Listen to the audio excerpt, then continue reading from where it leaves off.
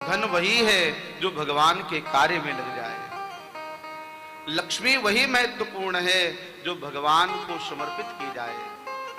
लक्ष्मी कौन है आप जानते हैं? ये लक्ष्मी भगवान की प्रिया है, पत्नी है, और भगवान के पास जाकर के ही प्रसन्न होती हैं। बोलो राधे राधे। क्योंकि लक्ष्मी जी सती पत्नी है। का वही पिता वंदनीय होता है जो अपनी पुत्री का विवाह श्रेष्ठ वर के साथ में करता है, उसी तरह से वही धनवान व्यक्ति वंदनीय होता है जो अपनी लक्ष्मी का सदुपयोग भगवत कार्य में करता है। का अगर आप भगवत कार्य में अपने धन को लगाते हैं तो सो धन धन्य प्रथम गति जाके। धन की 3 गति हैं, दान, भोग और नाश। पहली गति दान है, दूसरी गति भोग है, तीसरी गति नष्ट हो जाता है। कहा या तो आप सत्कर्म करिए, नहीं तो उसका सदुपयोग करिए, भोग लीजिए, और नहीं तो लक्ष्मी का नाम चंचला है, वो तो जाने वाली ही है। वही लक्ष्मी धन्य है जो भगवत कार्य में लगती है। देखो, लोग पैसा तो खर्च करते ही हैं, लेकिन भगवान के कार्य के नाम पर लोगों में कंजूसी आ जाती है। डॉक्टर के यहाँ जाते हैं तो उदार हो जाते हैं, कहा चाहे जितना ले लो लेकिन हमें सुस्त कर दो। वहां उदारता आती है, लेकिन भगवत कार्य के नाम पर हम हिसाब लगाते हैं। मैं कई बार कहता हूं, आप अगर भगवान के कार्य में हिसाब लगाएंगे ना, तो भगवान फिर आपको देने में हिसाब लगाएंगे। तुमने हमारे कार्य में हिसाब लगाया तो मैं भी तुमको दे रहा हूं, तो हिसाब लगा करके दूं। एक बात निवेदन करें, भगवान के कार्य में आप उतने ही उदार बने जितना भगवान आपके ऊपर उदार है। बोलो राधे राधे। अगर आप कंजूसी करेंगे तो भगवान फिर अपनी कंजूसी कर लेंगे। आप बहुत विचार के देंगे तो भगवान भी बहुत विचार के देंगे। सत्कर्म में धन का अभाव नहीं आना चाहिए, क्योंकि सत्कर्म से हमारी प्रकृति प्रसन्न होती है। यहाँ नित्य यज्ञ प्रारंभ हुआ है, उस यज्ञ में पूरा वातावरण पवित्र होता है। हमारे 8 प्रकार की जो प्रकृति है वह प्रसन्न हो जाती है। पृथ्वी, जल, वायु, आकाश, मन, बुद्धि, चित्त और अहंकार, ये 8 प्रकार की जो प्रकृति है ये सत्कर्म से प्रसन्न होती है। प्रकृति जब नाराज होती है तो नाना प्रकार के, कभी भूकंप आता है, कभी बाढ़ आती है, कभी महामारियां आती है, क्योंकि प्रकृति रुष्ट हो गई है। और ये समय अभी ऐसा चल रहा है कि चारों तरफ से कष्टदायी सूचनाएं मिलती हैं। कहीं पहाड़ गिर गया, कहीं भूस्खलन हो गया, कहीं नदी का जल बढ़ गया, कहीं बाढ़ आ गई, कहीं बांध फट गया। ऐसी सूचनाएं आए दिन हम लोगों को सुनने को मिलती रहती है। ये ऐसा क्यों है? कभी विचार कीजिए। क्योंकि इस पृथ्वी पर सत्कर्म का बहुत बड़ा अभाव हुआ है। आज सत्कर्म मात्र प्रदर्शन रह गया है, सत्कर्म में वास्तविकता नहीं रहेगी। सत्कर्म सिर्फ फोटो खिंचाने के लिए रह गया। बोलो राधे राधे। अगर फोटो न खींचे तो मन को कितनी ग्लानि होती है। फोटो खिंचाने के लिए नहीं, दुनिया वाले देखे चाहे न देखे, मेरा ठाकुर देखना चाहिए, और मेरे ठाकुर ने एक बार देख लिया तो हमारा जीवन धन्य हो जाएगा।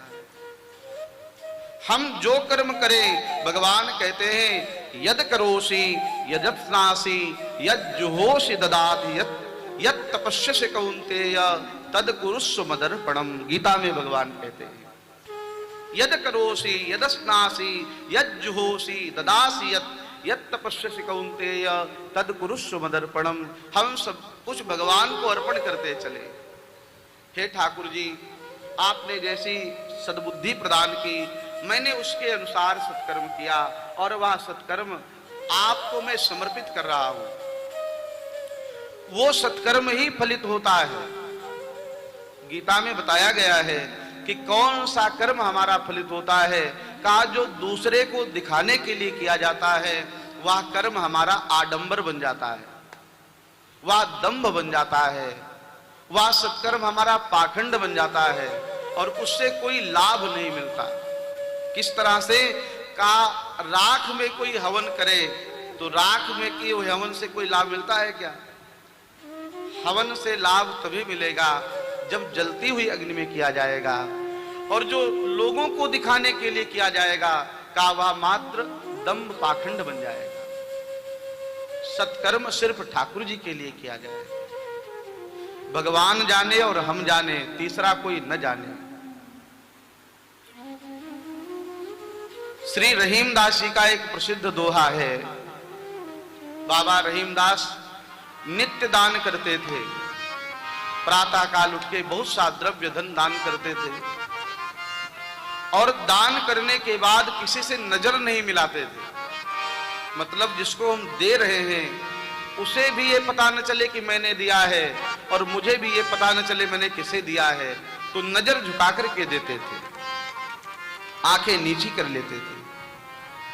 किसी ने कहा, रहीमदास जी सीखी कहां नवाब जू ऐसी देनी दे, जो जो कर ऊंचो करो त्यों त्यों नीचे नैन। आपने ऐसी देनी कहां से सीखी? तो बाबा रहीमदास जी कहते हैं, भैया मैं देने वाला कौन होता हूं? क्या भगवान को हम लोग कुछ दे सकते हैं क्या? भगवान को देने के लिए हमारे पास में क्या है? ये सब तो उसी का है। यहां जो भी मिला है सब उसी का है, तन किसी का है दिया है, यहां हमारा है क्या? तो कहा ये कहां से सीखा? रहीमदास जी कहते हैं कि देनहार कोई और है, देत रहत दिन रे, लोग भरम हम पे करे, तासो नीचे। देने वाला तो ठाकुर जी है। भगवान जब देखते हैं कि ये मेरे कार्य में देना चाहता है तो भगवान उसकी झोली भर देते हैं। लो भैया तुम देना चाहते हो ना, इसलिए और दो और दो। लेकिन होता क्या है, का भगवान देते हैं देने के लिए और हम लोग दूसरे की अमानत में खयानत करते हैं। का जो दूसरे की अमानत में खयानत करता है ना, उसकी जमानत जब्त हो जाती है। बोलो राधे राधे। भगवान ने दिया है देने के लिए, लेकिन हमको लगता है ये हमारा है, मैं नहीं दूंगा। और प्राय ऐसा होता है, पहले लोग सत्कर्म करते हैं लेकिन जब धन आने लगता है तो फिर कंजूसी करने लगते हैं, ये तो हमारा है। तो भगवान के कार्य में खूब उदारता से दे। एक महात्मा जी बड़े भाव से गाते थे, आप भी हमारे साथ गुनगुनाएं। तन किसी का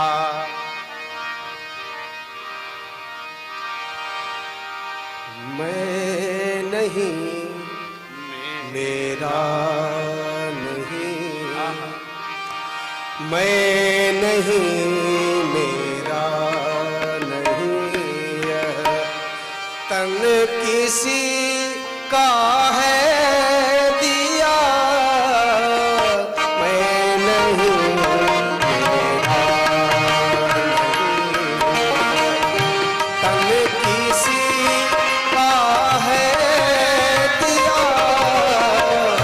जो भी अपने पास है, जो भी अपने पास है, वह धन किसी का है दिया, जो भी अपने पास है, वह धन किसी का है दिया, मैं नहीं, मेरा नहीं।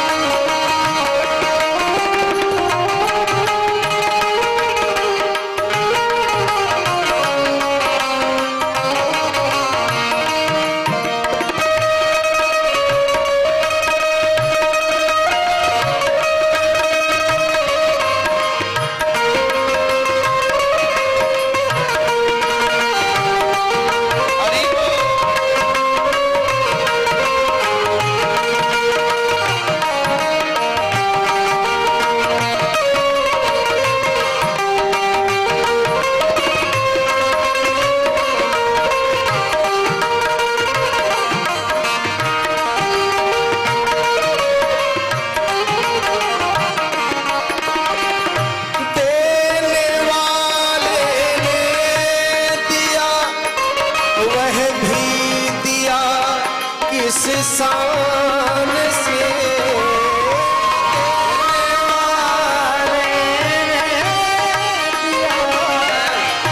वह भी दिया किसी शान से।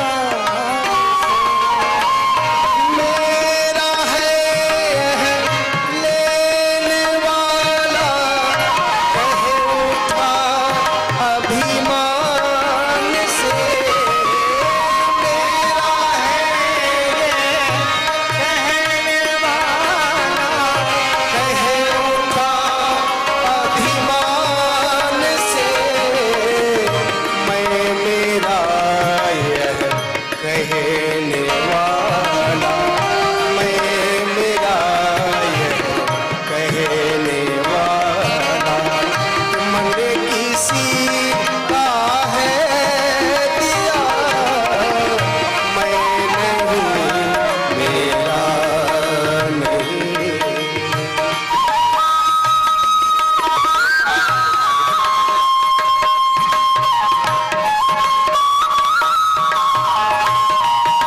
हरि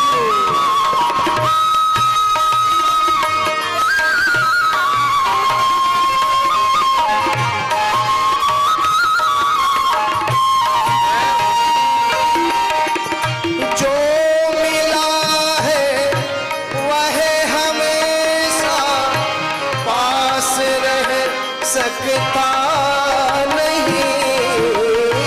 जो मिला है वह हमेशा पास रह सकता नहीं। कब बिछुड़ जाए कोई राज कह सकता नहीं। कब बिछुड़ जाए कोई राज कह सकता नहीं। जिंदगानी का खिला, जिंदगानी का खिला। ये मधुबन किसी का है दिया, मैं नहीं, मेरा नहीं। यह तन किसी का है दिया, मैं नहीं, मेरा नहीं।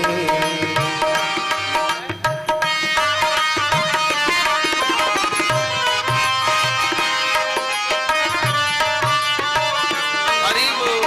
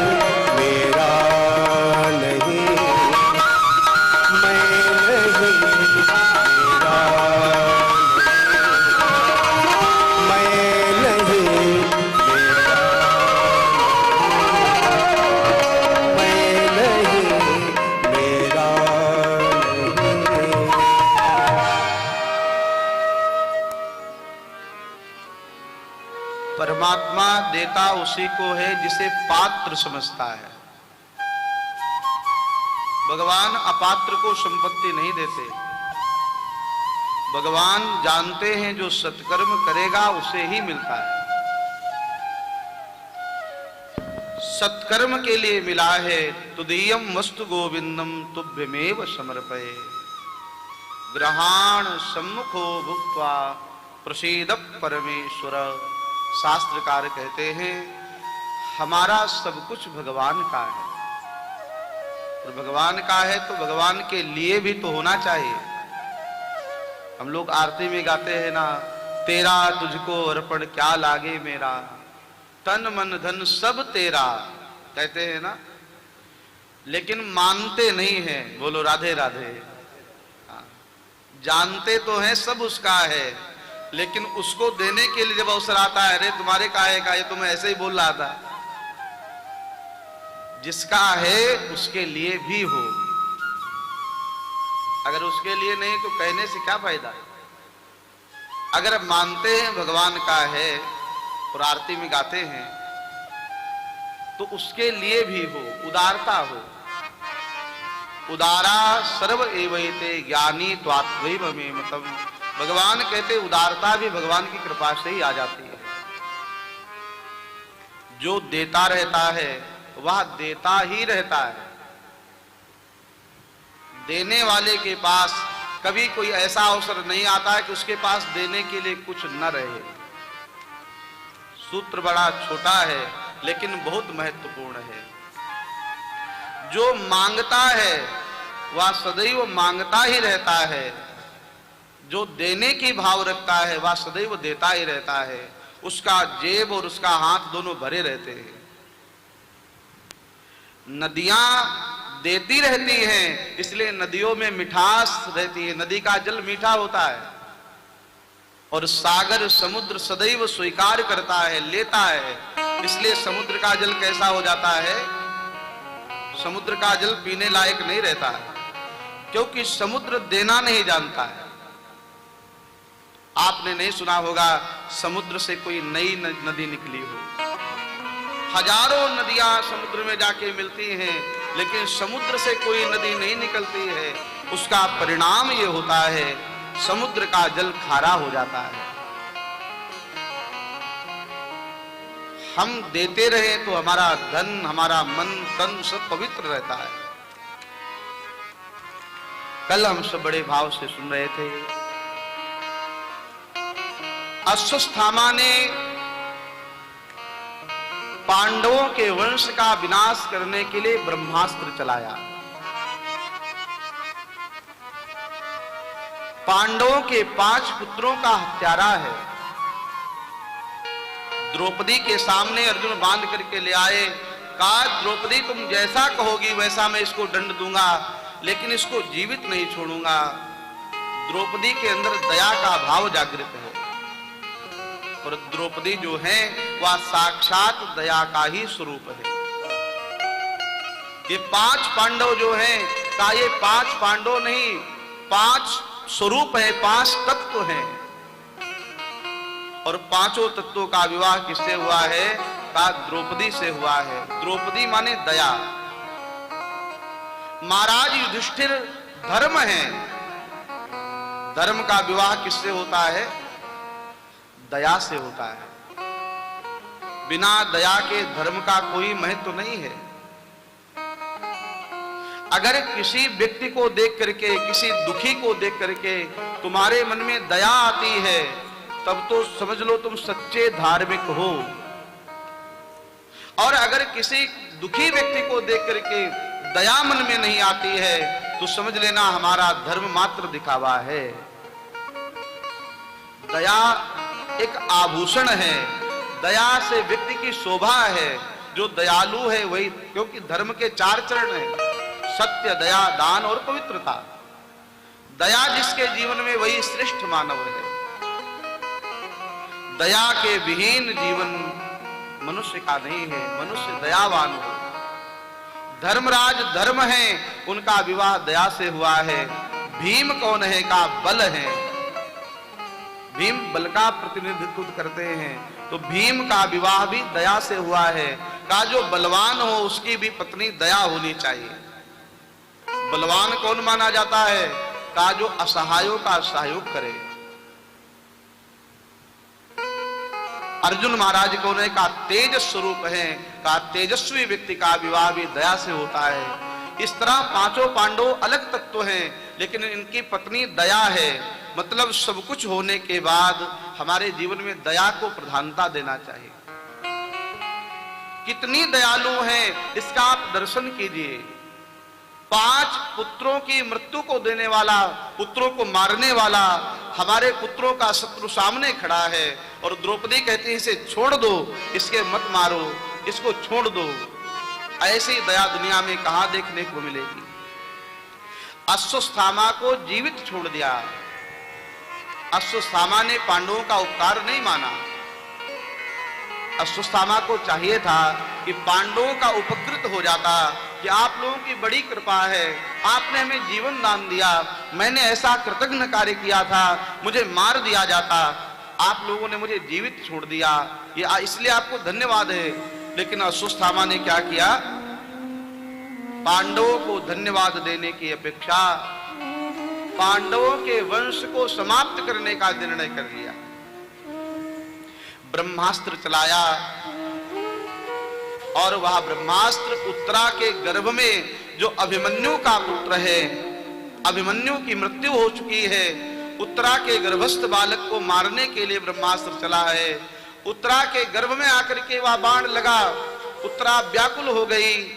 सामने भगवान श्री कृष्ण को देखा, दौड़ पड़ी, हे श्री कृष्ण, हे द्वारिकाधीश, पाहि पाहि महायोगी,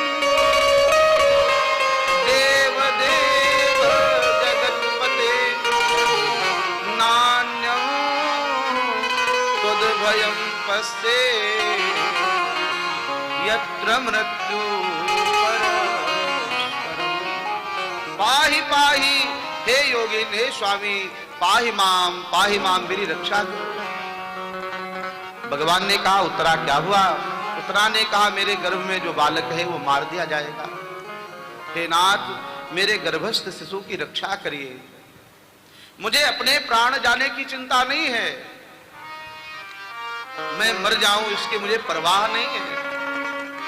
मुझे परवाह इस बात की है, अगर मेरे गर्भ में जो बालक है वो समाप्त हो गया, तो ये बालक सिर्फ एक सामान्य बालक नहीं, बल्कि संतान बीजम कुरु पांडवानाम, ये कौरव और पांडवों का संतान है। अगर ये शिशु समाप्त हो गया तो महाराज भरत का वंश समाप्त हो जाएगा, महाराज कौरव और पांडवों का वंश समाप्त हो जाएगा। हे नाथ, किसी तरह से इन धर्मात्मा पांडवों के वंश की रक्षा कीजिए, महाराज कुरु के वंश की रक्षा कीजिए। भगवान श्री कृष्ण मुस्कुरा रहे थे खड़े। मेरे ठाकुर जी उत्तरा के गर्भ में प्रविष्ट हुए। धन्य है मेरे भगवान, भगवान की कृपालुता, भगवान की दयालुता। अगर भक्त की रक्षा के लिए भगवान को नरक में भी जाना पड़े, तो भगवान भक्त के हित के लिए नरक में भी जाने के लिए तैयार है। गर्भ क्या है? तो कहा गर्भ जो है ये नरक के समान होता है। गर्भवास समम दुखम न भूतो न भविष्यति। गर्भ में व्यक्ति को नरक का आभास होता है, और उस गर्भ में रूपी नरक में भी भगवान अपने भक्त परीक्षित की रक्षा के लिए उत्तरा के गर्भ में प्रविष्ट हो गए। जाकर के अपने गदा को भगवान ने इस तरह से घुमाया, राजा परीक्षित को लगा जैसे साक्षात भगवान श्री हरि आ गए हो, और हमारे रक्षा के लिए भगवान ने सुदर्शन चक्र चलाया हो। गदा को भगवान ने ऐसे घुमाया है। परीक्षित को जन्म से पहले ही दर्शन हो गया। इससे बड़ा सौभाग्य और क्या होगा। राजा परीक्षित ऐसे सौभाग्यवान व्यक्ति हैं जिन्होंने जन्म बाद में लिया है, भगवान का दर्शन पहले हो गया। जन्म से पहले दर्शन हुआ है, और मृत्यु से भी पहले दर्शन हुआ है। कहा जब सुखताल धाम में बैठे आकर के तो वहां सुखदेव भगवान आए हैं। ये सुखदेव भगवान कौन है? कहा स्वयं भगवान ही सुखदेव बन करके आए हैं। बोले सुखदेव जी महाराज की जय हो। भगवान के ज्ञानावतार है। राजर्षि परीक्षित की रक्षा के लिए भगवान गर्भ में चले गए हैं। जीवित बालक को जीवन दान प्रदान किया है, गर्भ से बाहर आए। भगवान उत्तरा के गर्भ में क्यों चले गए? किसी ने प्रश्न किया। कहा वहां पर पांडव भी खड़े हुए हैं, वहां पर द्रौपदी भी खड़ी हुई है, वहां पर कुंती माता भी खड़ी हैं और वहीं पर श्री कृष्ण खड़े हुए हैं। उत्तरा के जीवन की एक विशेषता आपको निवेदन करें। देखो, द्रौपदी के जीवन में भी कष्ट आया था, संकट आया था। जब दुशासन चीर हरण करने के लिए प्रयास कर रहा था तो द्रौपदी ने भगवान को बुलाया, भगवान देर में आए। द्रौपदी को काफी संकट सहना पड़ा।